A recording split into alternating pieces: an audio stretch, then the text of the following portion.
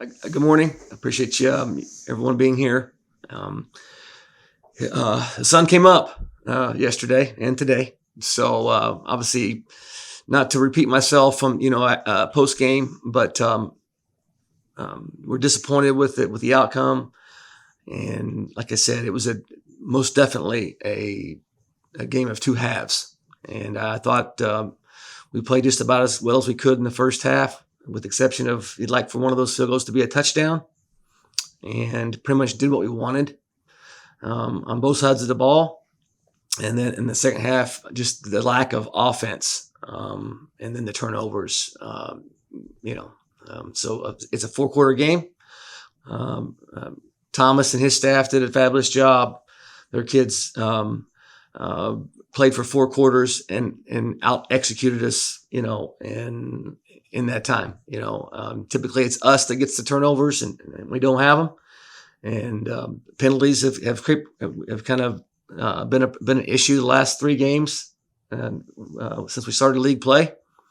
And I just know that we can play better. I don't want to take anything away from Northern Illinois' effort because they certainly deserve to win the football game.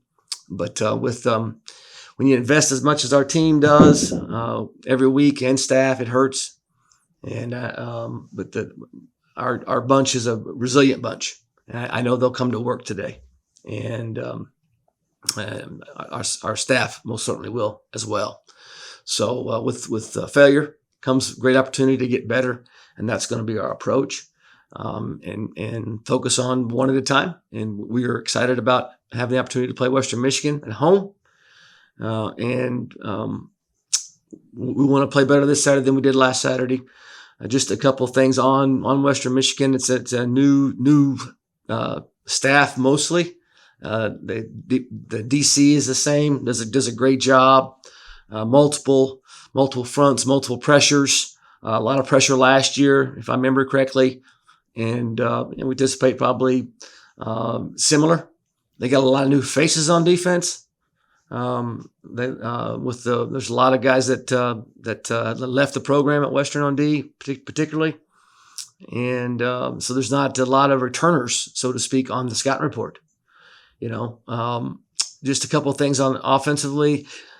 Seems like I think they played 2 different quarterbacks against Miami.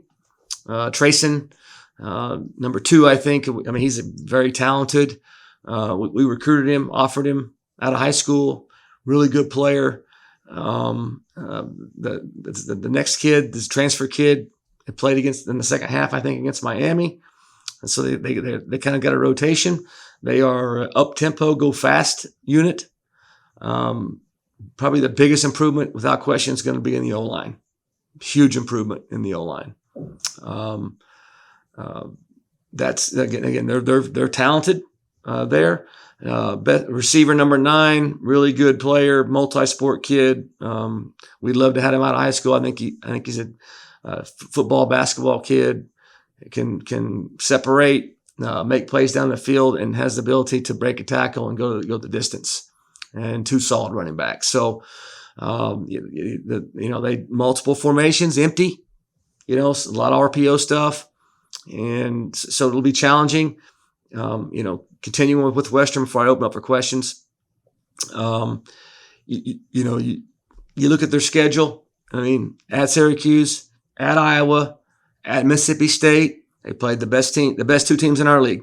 Miami's at 6 or 7-1, and Toledo's, I think, the same.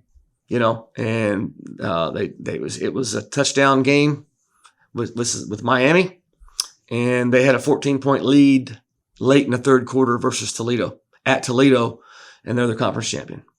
So for us to give us our best chance, we've got to practice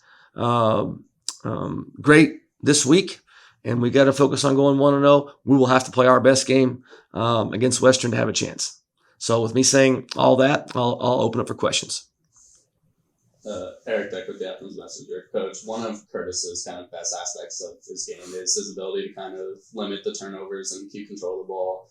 Now having a chance to look at the film, what kind of went wrong on his turnovers in the game there? Yeah, I'm going to kind of stand with what I said after the post game. The first pick, trying to do too much. It's a day one install play for us, and he's got to hit the window off his first read. Didn't do it. Tried to come back, and make a big play, and shouldn't have done it. Safety made a great play, but the second one, he was in the right window, just a high throw, and we did have a receiver. I think I'm quoted as saying that there wasn't a receiver there, but he was in the right window. It just come off high, and the deep safety got it. And the third one, again, Miles had his hands on it. It turned into a wrestling match when he hit the ground, and the DB took it away, and those are the three. It's unfortunate. It's tough playing quarterback when you have a day like that, and so we're disappointed. He's disappointed. But we're not discouraged. We can get better from it, learn from it, and we will. Aiden Crowley with WAB, you mentioned postgame also that you needed a little bit of time to just take in the running performance from you guys. Where do you think you can take a step this week? Yeah, I wanted to watch the film because I thought I used the word glimpse. There's glimpses. We pushed them around at times, and I mean they've got, I think right now statistically the second best defense in the league. They're either second or third. I think going into the game they're second. And so we knew it was going to be challenging. But back directly to your question, again, we just got to be consistent because there was push. And we did what we wanted to do in the first half, and so there wasn't really a lot of adjustments by their defense that caused us not to continue the success.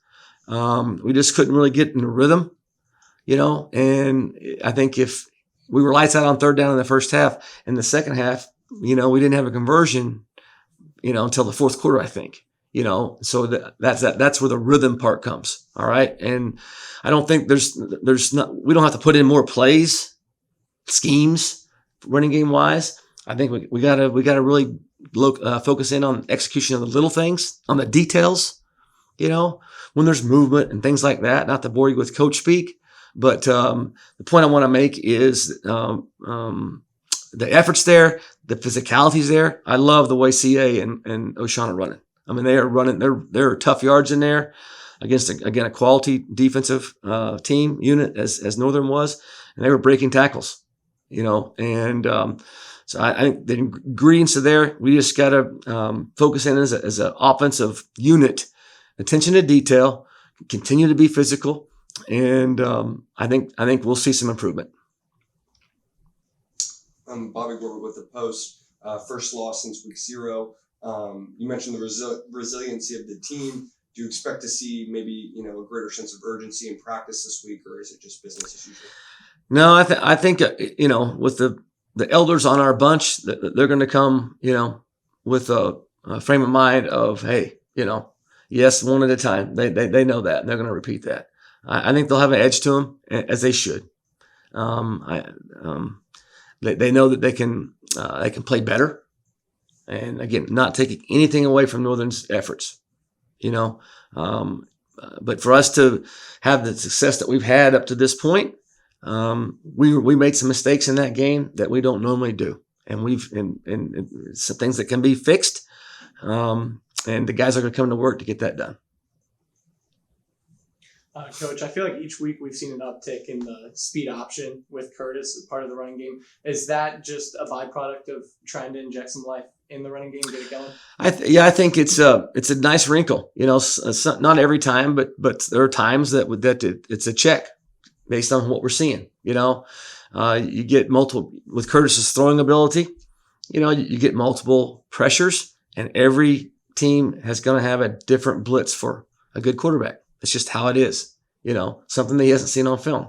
And usually you got a couple that you haven't seen in the first half, and they save a couple for the second half. And that's pretty much how defense works. And we certainly went through that Saturday, so back to the speed option. It's something that we don't run 10 times a game, but it's a nice little wrinkle. And we run a lot of inside zone. Okay. And defenses kind of pack in there, for the inside zone stuff, and then occasionally you can get the defense outflanked, and it's just one more thing that defensive coordinators have to prepare for as they're dialing up these new blitzes. If that makes sense, that's a good blitz, but it's got to be sound, against the run, right? So that's kind of again, I apologize for 3 long answers in a row, but it's a part of our package, and we certainly we're going to continue to do it. Even though the loss kind of stings right now, it doesn't change your guys' kind of trajectory towards chasing a spot in the MAC title game. So even though you can't really find many positives out of the loss, is there any solace you can find in, I guess, having this loss to kind of reset you guys, but still not ultimately change your end goals? I'm really glad you asked the question. It's a great one. You're never happy with a loss. I do think we're going to try to we're going to get the positives out of it for sure. And sometimes you can get more positives out of a loss than you can a win. Based on your leadership. Our guys are going to refocus, like you said. It's very difficult as a staff to keep the energy and the direction of not a destination. Hey, today, let's get, what can we do today to be our best? And then the next day, and then the next day, and you're stacking days of getting better and focusing on Western Michigan in the next game. That is our total focus. It has to be. It can't be about down the road. Yes, the expectations that we have for our team are still there, but that's not even going to be discussed today with our guys. It's totally on Western and how we can play better and correct those mistakes. Western Michigan has played pretty well offensively the past few weeks. How do you kind of deal with, you mentioned the running backs and overall that offense? I think, again, their offensive line is doing a really, really, really good job in their scheme with their tempo and the different formations. There's some wildcat stuff in there. The quarterback's still in the game, so you don't know that they're going to be in it. If they're down, not a lot of subbing, so that's going to present challenges to our defense. And we're going to have to keep the ball in front, and we're going to prepare like we prepare for everybody, do our best. The piece about practicing, that's where you win games, and I'm not saying that we practiced poorly last week, because I thought we prepared well. We have a process, we believe in that process, and I think our guys will be fine as long as they continue to work hard. And then we've talked at length about the senior leadership in the locker room and everything. And with a big game in a couple weeks, you've mentioned kind of just focusing on the here and now. How important is having some guys who've been around the process in that and not getting too far ahead, especially, again, with Miami in 2 weeks? But how do you stay focused on it now? Right. I'm not sure who we play in 2 weeks. I just know about Western Michigan and right now. And, the leadership guys on our football team, it's comforting. Because they've, just Bryce and Key and Bryce, they were here in 17 or in 2021, and I know Key wasn't playing, Bryce was, so that's invaluable. Curtis was here. I can go down the list, and so that's going to be great for the younger guys. I've said this before. We've got 42 new faces on our roster that have been here 6 months or less, right? And that leadership that you referenced is going to be beneficial to those 42 guys, just like Western's going through right now. That a very, very difficult schedule. I mean, it's got to be very, very difficult.